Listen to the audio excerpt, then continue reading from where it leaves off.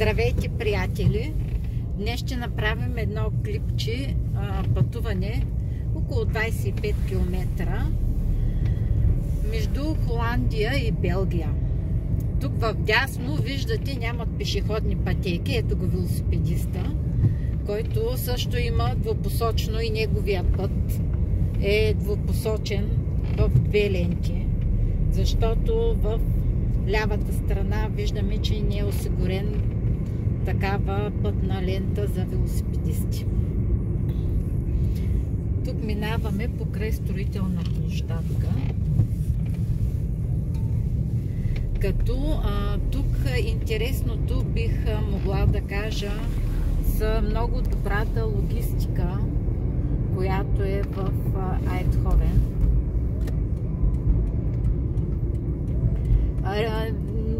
Не съм чула тук да има бебиткане, свирене, нервничени по пътя. Може да видите в ляво велосипедистите, които също чакат да им светне светофара. Те също си имат транспортна лента. Ето ние изпуснахме, докато говорих светофара. Но пък хубавото е, че ще видим велосипедистите. Сега е 3 януари, а виждате, че те не се притесняват да пътуват със своите велосипеди. Пътя ни ще бъде много интересен и разнообразен. Ще видите доста кръгови, които са направени на платната, за които част от българите недоволстват, но тук са в изобилие и можем да ги приброим примерно на този малък участък, колко са те. Времето просветля, днес цял ден валеше, но за нашия клип така Господ беше милостив и ни даде хубаво време. Тук виждате, ограничението е 70 км. Пътя е гладък като огледало. В дясно ще видите и алеята за велосипедистите, която е направена също двупосочна. Много рядко, тротуарите са много малки, но алеите за велосипедистите са големи. Ето вляво виждате велосипедистите, които се движат там. Виждате и колко начесто са поставени лампите над улицата. Така, тук интересното е, че самите светофари реагират на светлината и така светват зелено, когато ако няма движение се приближиш към тях, което е голямо удобство и така е лесен начин и по-бърз за придвижване, което не затормозява пътното движение. Ето пред нас е една холандска регистрация на колата. Тук виждате, независимо, че пътя предразполага вдигане на висока скорост, ограничението е 70 км в час, което всички го спазват. По принцип градовете те карат доста с по-ниска скорост и това е доста добре, ако не си местен. Така никой за нищо не те притеснява. Можеш да шофираш спокойно, докато слушаш и своята навигация.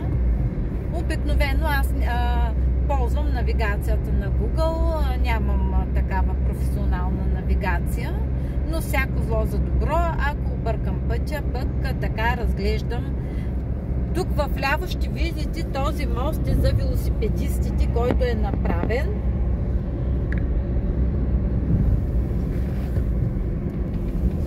Виждате, че и моторетките и скутерите се движат по платното при велосипедистите.